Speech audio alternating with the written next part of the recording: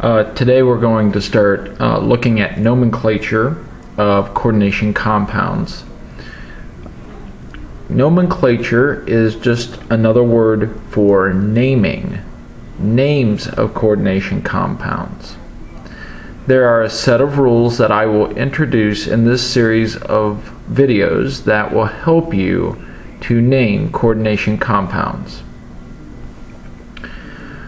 First, when we name coordination compounds, they are named like simple inorganic salts.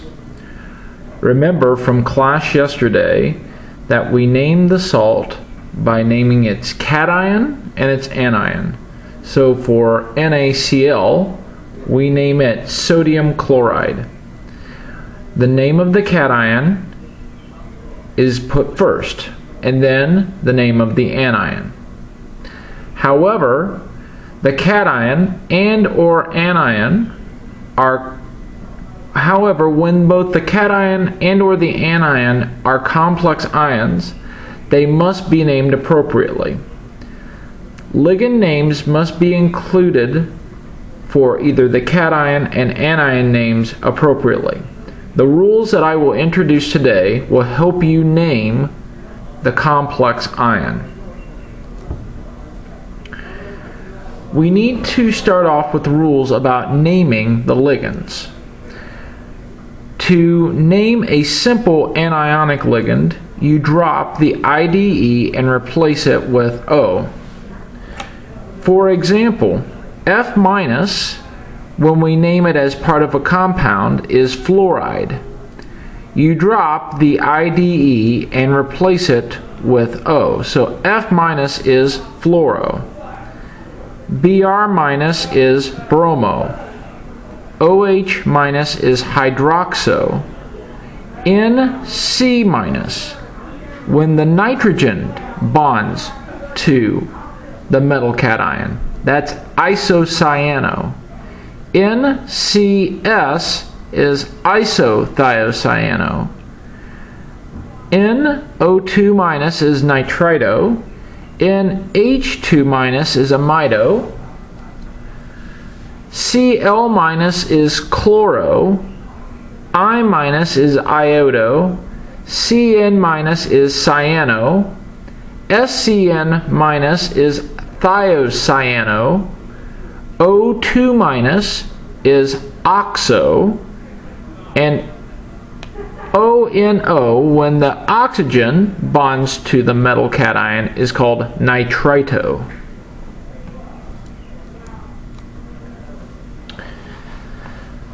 The names of neutral ligands are the same as the names of the neutral molecules. So these are ligands that have no charge on them, and they have the exact same name.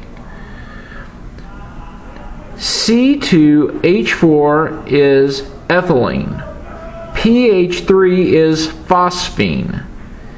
C6H53 is called triphenylphosphine.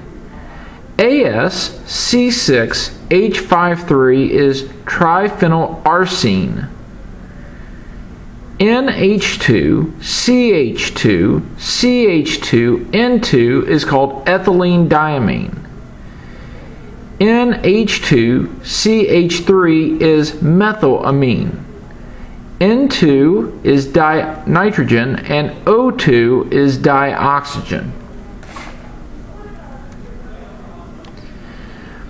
Some neutral ligands have special names though. H2O, which is water, is called aqua when it's a ligand. NH3, which is known as ammonia, is called amine. CO is carbonyl, which you know as carbon monoxide. As a ligand, it's called carbonyl. And NO, nitrogen oxide, or nitrogen monoxide, is nitrosyl.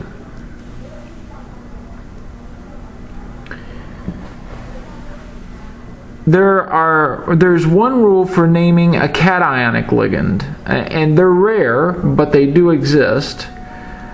cationic ligands end in IUM. So this one's the easiest. NH4 plus is known as the ammonium cation. It's also called the ammonium ligand. NH2NH3 plus is hydrazinium.